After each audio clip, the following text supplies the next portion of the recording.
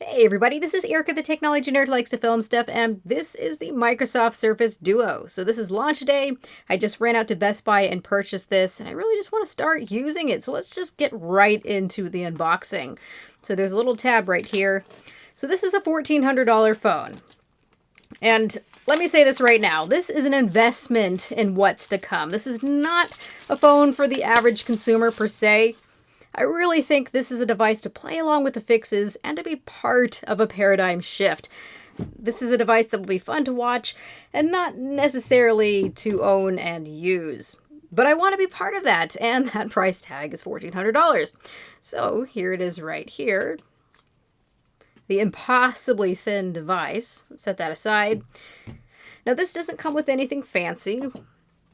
You can see it says Surface Duo bumper, although they do give you a bumper to protect this thing, so I'll apply that. It should apply with the sticker. Got some documentation and also a charging brick.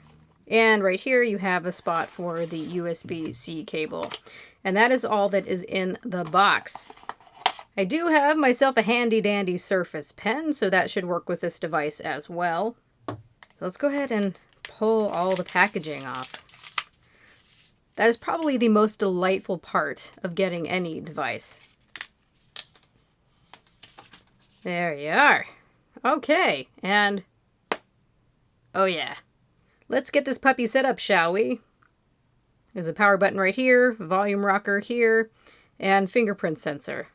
Powered by Android. Now this guy is very much running on last year's specifications. Know that, understand that, know that this doesn't have some things in it like wireless charging and NFC. It's very much meant to be a very thin device, and also it probably was supposed to be released earlier than what we're seeing now. Let me get this set up. I will be back with you momentarily. Okay, so I set this all up and I spent about an hour with it, and my first impression of it is that I really like this. This is different. This is something that's new, even though it may not be like the newest concept of two screens. It feels great. This is a product where I really already want to see the second generation because this does feel kind of prototypey. I think it feels really great when you slap it shut, and also feels great the other way when you slap it shut. But as far as materials, I kind of question durability a little bit. This outside part, to me, I believe this is polycarbonate. This really looks and feels like plastic, this white part on the outside. I'm sure that the rest of the body, the chassis, has metal in it. But I can see that I've already gotten a little bit of staining here with my thumb, just constantly holding it like this or like this.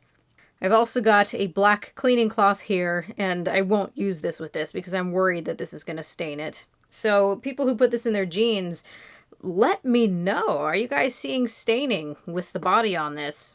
And then also the frame is sandwiched between two glass slabs, and they're pretty much glued on here, as you can see. The way that this looks worries me a little bit. I can see actually into the phone right here.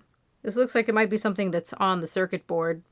It's so thin that it can't contain everything that's in here. And it's solid. It's not wanting to come up or anything, but it really looks like a first generation product. So taking a look here at system settings, you can see that it says Android 10. So we're on Android 10, and this did get a day one update. So that's really great. So when you're setting it all up, it has you do an update. The first thing that you're going to want to do after that is to update Google Play and all the services and all of the apps, because Chrome was really freaking out at first. That was actually quite hilarious. I thought that perhaps I had broken it or did something, I don't know. But it turns out that Chrome was just bugging out, and once I updated Chrome and everything else, it was fine. So all my quibbles I'm having right now, I'm really hoping, software-wise, that they're going to be worked out over time. Now I'm already finding that I have a bit of a workflow going here. I like to fold it back this way. This feels most familiar to me and also the most comfortable. I really like using the keyboard full screen this way.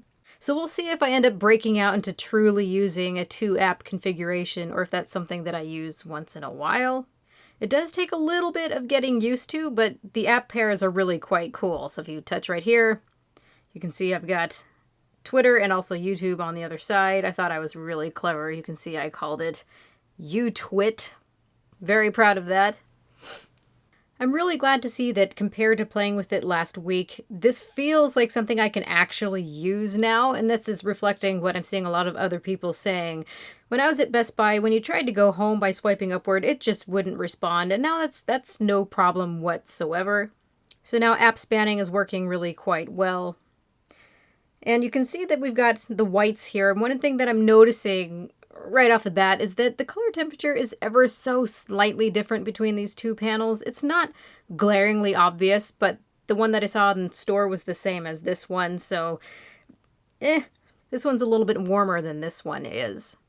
Going ahead and spanning here, when comparing them both though side by side, I don't really see a lot of differences to the eye with the calibration. The colors look really pretty similar. So I really don't think that there is anything to worry about. Something else I notice about the screens that makes me quite happy is that they're very much in sync when scrolling. Maybe just the hair, just the tiniest hair off. But the scrolling experience really is very nice when you span an app. So if I span Twitter here, the scrolling experience is nice and seamless. Although there is quite a seam. Haha. So I'm a little bit confused as to how I'm going to be consuming media on this device. You can definitely fold it this way and have at it. And you can see that there's quite chunky bezels here. And actually, I'm a fan of bezels. I think that they give something to hold onto, but I'm not used to seeing my screen so boxed in. I feel like I want more screen real estate. So what I've actually been doing lately is just, opening it this way and spanning the app all the way across. And of course, then you can just make it full screen, and you've got this lovely bit here that just cuts out all the pixels right here. But it's a fully functional image. I don't know. Some of you might think this is completely unacceptable. The interesting thing, though, is that this part right here obstructs the UI for the play button, but thankfully, if I just tap here, I'm still able to control pause and play, pause and play. So that's nice, but weird. Very, very odd. I really do like that I can flip it over and do a double tap thingy here. And it switches screens. You can turn it over again, do a double tap. Although the accelerometer is all freaking out everywhere. So this takes a bit of finessing, if you will. Now, because this is a brand new thing to me, I'm doing quite a lot of, what does this do? What does this do? What happens if I do that? How about that? I'm really not sure what to expect, and this takes a lot of exploration. And oftentimes what I expect it to do, it doesn't do, and I'm sure this just needs a lot of optimization, such as when you use an app pair. So you've got YouTube and Twitter. What happens if you fold it in half? So fold it in half and you continue using Twitter, and then if you turn it over, you would expect that YouTube would still be on this side. It's not. So where did YouTube go? Sometimes YouTube is there, and other times it's not. I don't know what the mechanism is here. Photos, notes, folded in half. So you got photos still, turn it over, double tap. Now you've got notes. No home screen, but notes. Turn it back over. Double tap. Now here's the home screen. What happened to photos? What if I open it back up again? There really is no continuity between screens when it's folded in half. I think the big thing for right now is really trying to find a use case for all the things that this cool dual screen thing can do. It's pretty awesome that you can sit here and use this thing as a laptop, although it's not as reassuring as a real keyboard, so I don't think I would actually ever use this. What I actually like is the thumb keyboard. Now, I'm a big note taker, so it's really nice that I can just sit this flat, open it up full screen, and just start writing with my pen. Hello! You can see it continues between screens just fine, although I don't know why anybody would do that. Check that out. That's interesting. If you start here and you try to draw to the edge, it stops short. But if it detects that you're going to be continuing, it tries to continue all the way. Sometimes. Yep, there you go. Yeah, don't do that. Just no.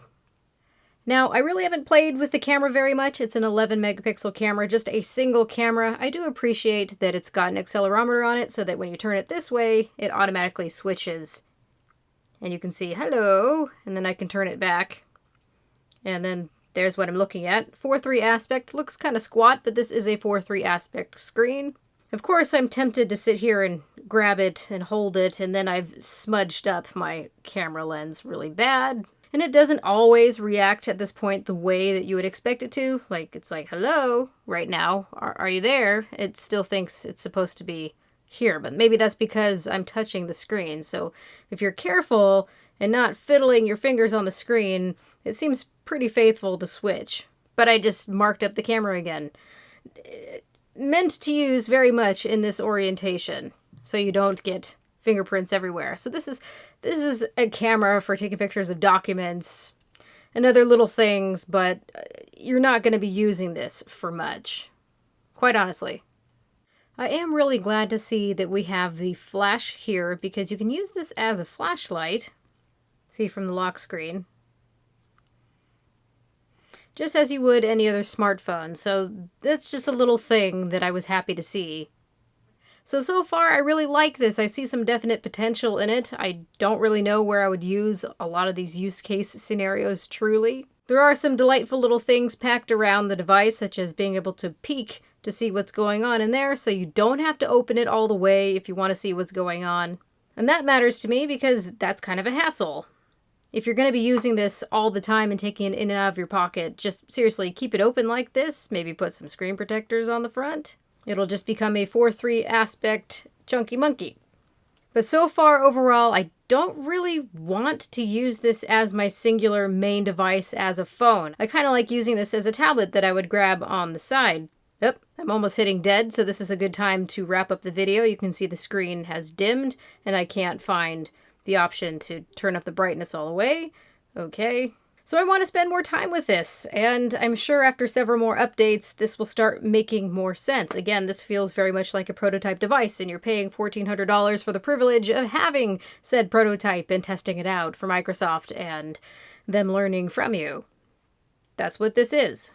So I'll keep this little friend as a secondary device, and I'll get back to you with more. So this has been Erica, the technology nerd who likes to film stuff. Please rate, comment, subscribe, ask questions.